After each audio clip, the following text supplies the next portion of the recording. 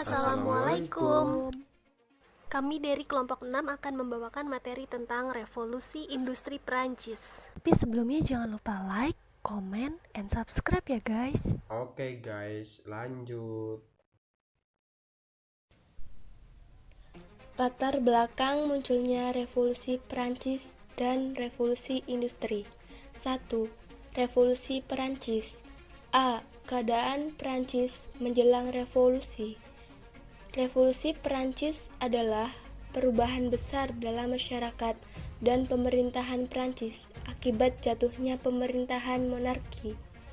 Revolusi Perancis berlangsung dari tahun 1789 sampai 1799. B. Perbedaan kelas atau kasta. Memasuki abad ke-18, Prancis merupakan masyarakat feodal dengan pembedaan kelas. Masyarakat terbagi 3 kelas, yaitu yang pertama, kalangan rohaniawan, yang kedua, kalangan bangsawan, dan yang ketiga, kalangan borjuis, buruh, dan petani. Revolusi industri. Revolusi industri merupakan periode antara tahun 1750 hingga 1850, di mana terjadinya perubahan secara besar-besaran di bidang pertanian, manufaktur, pertambangan, transportasi, dan teknologi, serta memiliki dampak yang mendalam terhadap kondisi sosial, ekonomi, dan budaya. Adanya revolusi industri ialah dimulai dari home industry yang selanjutnya akan berkembang menjadi industri yang benar-benar besar. Dampak revolusi industri mengubah Inggris menjadi negara industri yang maju dan modern, seperti Lancashire, Manchester, Liverpool, dan Birmingham. Ideologi kapitalis mulai berkembang di Inggris pada abad 18 Masehi, dan kemudian menyebar luas ke kawasan Eropa Barat Laut dan Amerika Utara.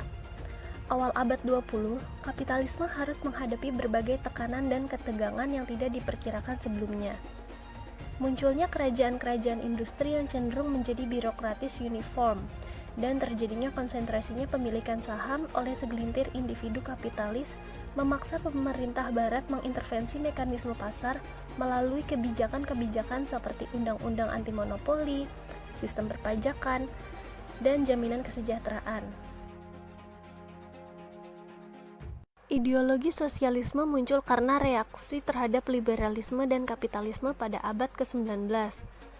Tahun 1750 sampai 1840, di Eropa terjadi revolusi industri yang diawali oleh Inggris. Akibat dari revolusi industri ini adalah munculnya industri besar-besaran, lahirnya kelompok borjuis dan buruh, urbanisasi, dan lahirnya kapitalisme modern. Dampak yang paling mencolok dari revolusi industri ini adalah kesenjangan antara kaum buruh dan kaum borjuis. Sosialisme muncul di Eropa sebagai sebuah gerakan protes terhadap ekonomi kapitalis. Awal kemunculan paham liberalisme ialah peristiwa revolusi Prancis yang terjadi pada abad 18 silam. Peristiwa tersebut disebabkan karena kepincangan sistem dan juga kesenjangan sosial di masyarakat yang sangat mencolok.